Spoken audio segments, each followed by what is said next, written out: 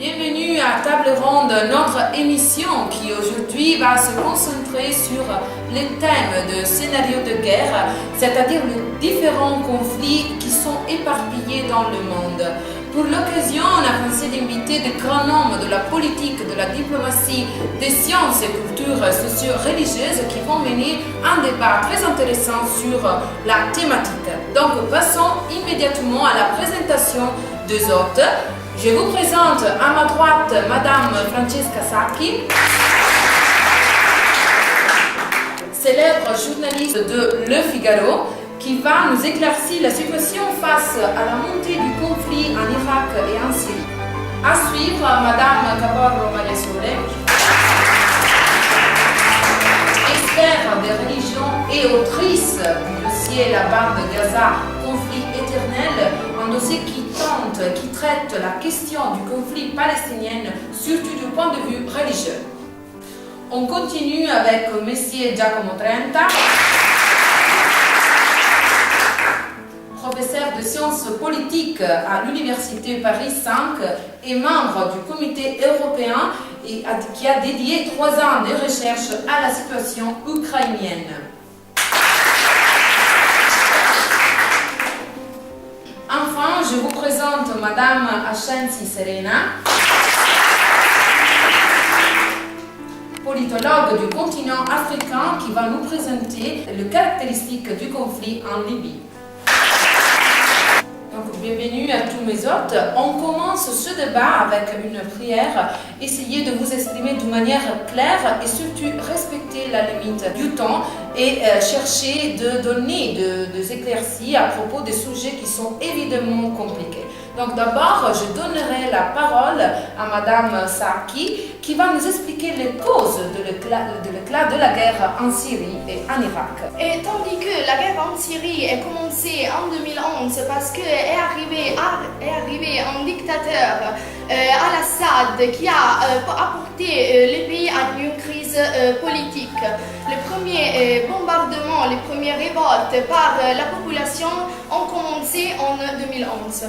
Donc on a bien écouté de la part de Madame Sacchi le mot-clé histoire, politique, religion. Et le même mot-clé, on le retrouve par rapport au conflit de la Palestine. Un conflit qui s'est originé depuis longtemps et qui justement, on a le plaisir d'ôter notre expert qui peut présenter le motif de l'éclat de la guerre en Palestine.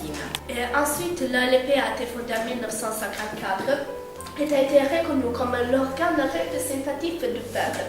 Et en 1988, il proclame l'État de Palestine, mais proclame aussi Israël un État indépendant. Donc, cela ferait prendre les conflits qui sera amorti en 1993 avec la résolution de 242 qui implique la reconnaissance de le territoire de la Palestine à la Palestine entre 5 ans. Donc, bien sûr, il y a des lois, mais il n'y a pas de dialogue entre les peuples, évidemment. Nous avec M. Trenta, professeur de l'Université Paris 5, qui a mené des études très importantes sur la crise ukrainienne qui s'est intensifiée depuis cet été avec la querelle entre Ukraine et Russie, une querelle qu'on peut définir une nouvelle guerre froide et surtout une lutte entre tradition, c'est-à-dire celle de la Russie de rester dans l'orbite de Poutine, et celle de la modernité, c'est-à-dire la volonté du peuple d'aller envers la liberté européenne. L'Ukraine est un pays nettement coupé politiquement pro-russe et pro-européen. Aujourd'hui, il y a une situation très difficile entre Russie et Ukraine. Les origines de ce conflit remontent au décembre 2013, quand le président ukrainien du temps, Viktor Yanukovych, décide de ne pas signer l'accord avec l'Europe pour favoriser l'entrée de l'Ukraine dans l'Union européenne. Le refus est décidé en évaluant si entrer dans l'orbite européenne ou rester dans celle russe. Il opte pour la deuxième en acceptant les 15 milliards de prêts donnés par Poutine. Mais à Kiev est très forte l'opposition des pro-européennes et commencent les protestations. Même au niveau de villes, il y a des villes qui sont vraiment partagés pour l'un ou pour l'autre. C'est-à-dire, par exemple, Moscou, Kiev qui était pro-européenne, tandis que Donetsk est pro-Russie. Yanukovych se sent entouré et décide de fuir en Russie, et au contraire, l'ex-premier ministre ukrainien Yulia Tymoshenko prend en main les protestations pour obtenir les titres de président. L'Ukraine donc se prépare à retourner dans l'orbite européenne, mais on n'a pas considéré la colère de Poutine qui avait l'Ukraine au centre de ce projet politique. Les premiers à se révolter sont les habitants de la Crimée et le 16 mars il y a un référendum qui signe le passage de la Crimée et de l'Ukraine vers la Russie. Le succès du référendum donnait proclamé l'indépendance de Kiev. Voilà. Et donc, pour ce qui concerne l'économie, les effets, les matières premières, vous avez justement dit que Poutine avait des intérêts par rapport à l'Ukraine. Et donc, il y a des raisons pour afin de vouloir la conquérir. La crise ukrainienne a produit l'émersion d'un nouveau type de conflit, une sorte de guerre froide combattue avec des sanctions politiques et économiques. Soit l'UE, soit la Russie sont en train d'adopter des différentes mesures économiques. La première se tourne vers le Moyen-Orient et l'Afrique du Nord pour limiter la dépendance énergétique de Moscou. La seconde se tourne vers les marchés asiatiques pour remplacer des nouveaux débouchés commerciaux et remplacer les flux d'échange avec Bruxelles et Washington. Bien, c'est évident qu'il y a eu un change de route par rapport à la Russie, bien sûr. En dernier lieu, on va donner la parole à Madame Ascensi, qui, en fonction de politologue du continent africain, a mené des études visant à dévoiler le secret et les enjeux politiques et économiques qui se cachent derrière la situation en Libye. Mais tout d'abord, est-ce que vous pouvez expliquer un petit peu les origines du conflit? Depuis le coup d'État du 1er septembre 1969, la Libye était sous la coupe du colonel Muammar Kadhafi. Dans la foulée des mouvements de protestation dans plusieurs pays arabes, la population libyenne a commencé à se lever le 15 février. Face à la répression sanglante menée par le colonel, la communauté a décidé d'intervenir par des frappes aériennes les 19 mars. Le 23 août, les rebelles libyens ont pris le contrôle du quartier général de Tripoli et Kadhafi est tué le 20 octobre 2011, mais depuis ce moment, les conflits sont beaucoup. Donc on peut dire qu'il y a maintenant une situation politique de confusion.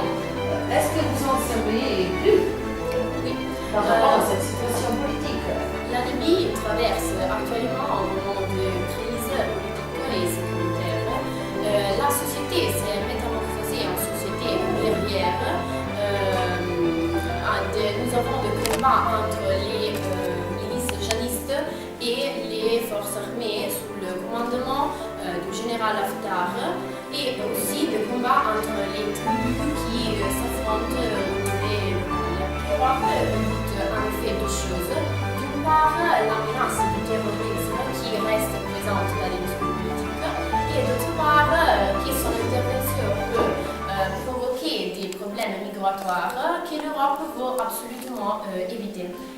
Si les pays du Golfe sont disposés à prendre les communs pour piloter, pour créer un nouveau régime autoritaire, l'Europe n'interviendra pas. Mais déjà, les deux pays ont organisé des stratégies de contournement pour assurer leur ravitaillement en pétrole ce qui semble les dispenser pour les règlements du conflit lui-même. Le 19 mars, des Nations Unies instaura une zone d'exclusion aérienne au-dessus du territoire libyen et les pays concernés se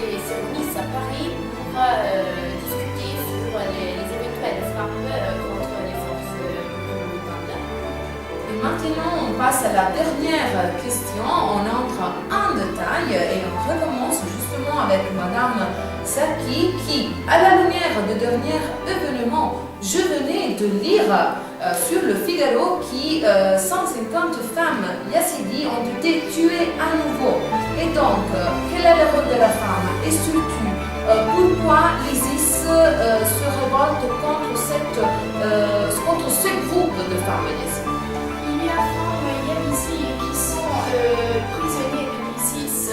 On a peur qu'elles puissent être vendues comme esclaves, mais aussi utilisées comme objets sexuels de manière humiliante. Comme confirme un fonctionnaire américain, ces femmes sont forcées de se marier avec des djihadistes. En même temps, sont arrivées des forces de l'ISIS et ces femmes sont fuies de la ville. Par exemple, une femme de 40 ans a été exécutée parce qu'elle a fait opposition à un groupe de djihadistes de l'ISIS et elle a demandé aux commerçants locaux de ne pas commencer avec des djihadistes, mais pour cette raison, elle était tuée. Bien sûr, la même raison de ces 150 femmes. Elles ont refusé de se marier et donc elles ont trouvé la mort. Et c'est toujours la femme au centre de notre débat, car même en Palestine, il y a eu des menaces de l'ISIS par rapport aux femmes palestiniennes. Est-ce que vous pouvez donner une information très précise par rapport à cet événement? Oui, cette fois, les menaces de l'ISIS vont aux femmes du monde islamique, lesquelles reçoivent un ultimatum. Elles pourront apparaître en public seulement voilées, autrement elles seront sévèrement punies. Donc toujours la mort. Oui, cet avis a été lancé directement de l'ISIS par des brochures d'un atelier universitaire dans la bande. En réalité, Hamas a cherché de rassurer la population innocente que l'État islamique, donc l'ISIS, n'est pas présente dans la bande. Mais récemment, les journalistes affirment qu'il y a des émulateurs à l'intérieur de Gaza qui cherchent à imiter les actions de l'ISIS. À ce moment, on ne peut exclure rien, même si l'alarme est autre. Et le passage de l'extrémisme d'Hamas à la violence de l'ISIS est recours. Bien, c'est bien évident. Je vous remercie beaucoup, Madame Cabarro. Si en Palestine, c'est la femme qui voit ses droits violés, en Ukraine, il y a, on peut dire, le viol des droits humains comme la liberté, c'est-à-dire un des droits les plus importants. Est-ce que vous êtes d'accord? Oui, justement, Human Rights Watch, organisation qui s'occupe de la défense des droits humains, a accusé Kiev d'emploi d'armes contre la population. Pendant les périodes de conflit militaire, l'ONU n'a pas adopté aucun document en défense des droits et de la liberté de la population. L'Ukraine a demandé au CEDU, qui est la Convention ukrainienne Les droits humains. des droits de l'homme, d'adopter des mesures provisoires par l'article 39 du règlement, afin que les troupes se retirent des propres pays. Donc, heureusement, la loi semble être de leur partie. Voilà, on va terminer notre débat avec la dernière question à Madame Ascenzi, notre politologue qui va nous illustrer la situation par rapport aux problèmes de migrants libyens qui décident d'abandonner leur pays pour s'adresser envers l'Italie.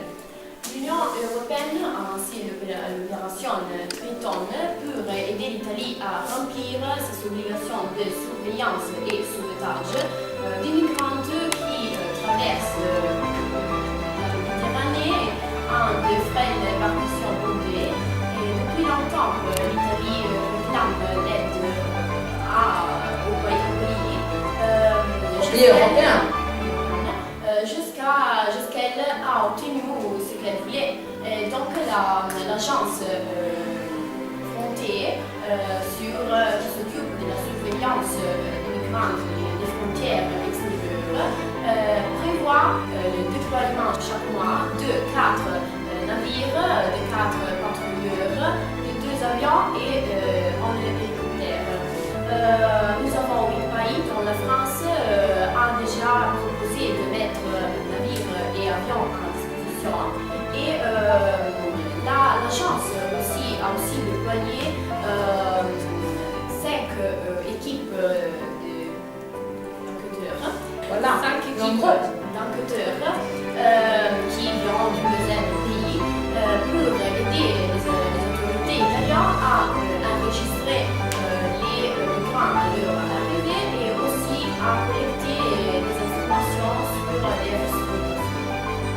je vous remercie beaucoup à tous et je vous donne rendez-vous avec notre émission Table Ronde demain.